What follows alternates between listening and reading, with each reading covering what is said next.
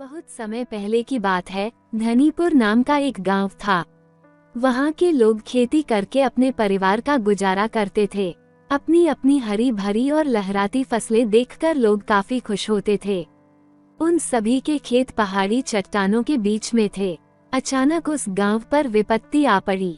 आसपास की चट्टानों से बड़े बड़े पत्थर टूटकर नीचे खेतों में गिरने लगे, जिससे उनकी हरी भरी फसलें नष्ट होने लगीं। कुछ ही दिनों में उनकी सारी फसल नष्ट हो गई, जिसे देखकर गांव के सभी लोग बहुत ज्यादा दुखी थे। उन्होंने इस समस्या को हल करने के लिए काफी प्रयास किया, लेकिन सब बेकार रहा। फसल खराब होने के साथ साथ उनकी जमीन भी पत्थरों के नीचे दब गई थी, जिससे वे दोबारा फसल उगाने के काबिल भी नहीं थे। जब कोई समाधान नहीं निकला तो वे सब गांव के सबसे बुजुर्ग व्यक्ति, जिसे वे सब बूढ़ी बाबा कहते थे, उनके पास गए। बूढ़े बाबा ने उनसे कहा, रुको रुको, एक एक करके अपनी समस्या बताओ। बाबा, हम सबकी समस्या एक ही है। हमारी हरी भरी लहराती फसल चट्टानी पत्थरों के नीचे दबकर अपनी जान दे चुकी है। खाने को तो हमारे पास अब कुछ रहा ही नहीं, और पत्थरों ने हमारी जमीन को भी घेर लिया है, जिससे हम दोबारा फसल भी नहीं उगा सकते। अगर ऐसा ही चलता रहा तो हमें आने वाले दिनों के लिए भोजन की व्यवस्था करने के बारे में भी सोचना पड़ेगा। क्यों ना हम शहर चले जाएं? वैसे भी गांव में इतनी कड़ी मेहनत करने के बाद भी हम केवल अपने परिवार का ही गुजारा कर पाते हैं। अगर शहर जाएंगे तो अच्छा पैसा कमा पाएंगे और एक आराम की जिंदगी भी जी पाएंगे।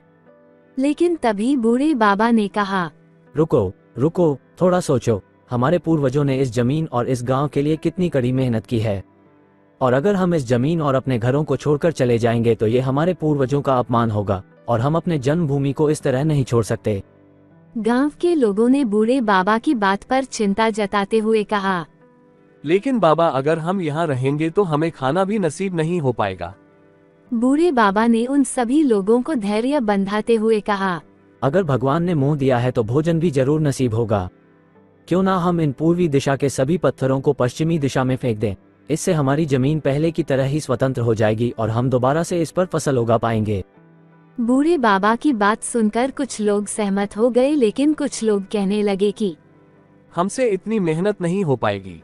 लेकिन बाद में सब लोग मान गए और पूर्वी दिशा के सभी पत्थरों को एक एक करके पश्चिमी दिशा में फेंकने लगे। लगभग एक दिन में उन्होंने अपने खेतों को उन सभी पत्थरों के चंगुल से आजाद कर दिया।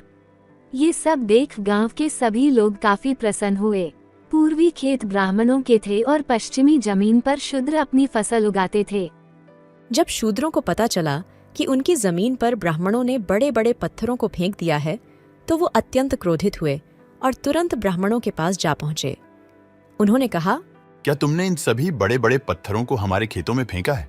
तुमने अपना उल्लू तो सीधा कर लिया, लेकिन हमारी फसल का क्या? हमने तो अपना काम कर दिया, अब तुम्हें जो ठीक लगे तुम करो। ये सुनकर शूद्र काफी गुस्सा हुए और उन्होंने तुरंत पश्चिमी दिशा के सभी पत्थरों को एक एक करके पूर्वी दिशा में फेंक दिया। दिन भर यही सब चलता रहा, कभी पत्थर पूर्वी दिशा में तो कभी पश्चिमी दिशा में। कुछ देर बाद हारकर सभी लोग बूढ़े बाबा के पास गए। उन्होंने अपनी सभी समस्याओं को उन्हें ठीक से बताया। बूढ़े बाबा ने हल बताते हुए कहा, एक काम करो, तुम इन पत्थरों को पूरे खेत की बजाय खेत के कोने पर इकट्ठा कर दो। बाकी बची हुई जमीन पर तुम फसल उगा पाओगे। लेकिन इस बार बूढ़े बाबा की बात मानने से सभी लोगों ने इनकार कर दिया। कुछ देर बाद बूढ़े बाबा ने कहा, ठहरो, एक काम करो, मैं आज रात अपने गांव देवता की पूजा करूंगा और उनका ध्यान करूंगा, साथ ही उनसे समस्या का हल भी पूछूंगा। फिर अगली सुबह मैं तुम्हें इसका जवाब दूंगा। गांव के सभी लोग बूढ़े बाबा की बात से सहमत हुए और उन्होंने कहा कि गांव देवता जो भी कहेंगे हम उनके आदेश का पालन करेंगे। अगली सुबह बूढ़े बाबा के पास सभी लोग इकट्ठा हुए और अपनी समस्या का समाधान पूछने लगे। बूढ़े बाबा ने कहा, गांव देवता ने कहा है कि हमारे यहाँ की सबसे ऊंची चट्टान पर उनका एक विशाल मंदिर बनवाया जाए, और साथ ही यह भी कहा है कि हम सबके घर उस मंदिर के आसपास ही होने चाहिए। गांव के सभी लोग इस बात से सहमत हुए और मंदिर बनवाने का काम शुरू कर दिया। सभी लोगों ने मिलजुल कर एक एक पत्थर को ऊपर चट्टान पर ले जाना शुरू कर दिया। भारी पत्थरों को तोड़ लिया गया और छोटे छोटे पत्थरों में बदलकर उन्हें घर बनाने में इस्तेमाल कर लिया। कुछ ही दिनों में एक विशाल मंदिर और उसके आसपास घर भी बनकर तैयार हो गए। ये देखकर गांव के सभी लोग काफी खुश हुए। अब ब्राह्मण और शूद्र दोनों के खेतों से पत्थरों का नामो निशान भी मिट चुका था, क्योंकि सारे पत्थर मंदिर और घर बनाने में इस्तेमाल हो चुके थे। अब उनकी जमीन पहले की तरह स्वतंत्र हो चुकी थी और वे उस पर पहले की तरह फसल भी उगा सकते थे। अब उन्हें गांव छोड़कर जाने की भी कोई जरूरत नहीं थी। साथ ही चतुर बूढ़े बाबा ने अपने दिमाग का इस्तेमाल करके उन सभी लोगों की समस्या को भी सुलझा दिया। अब ब्राह्मण और शूद्र दोनों एक साथ उन्हीं घरों में रहते और उस मंदिर के सभी कार्यों को पूरा करते। गांव में पहले की तरह ही खुशहाली और भाईचारा बन गया। इस कहानी से आपने क्या सीखा? नीचे कमेंट में हमें जरूर बताएं।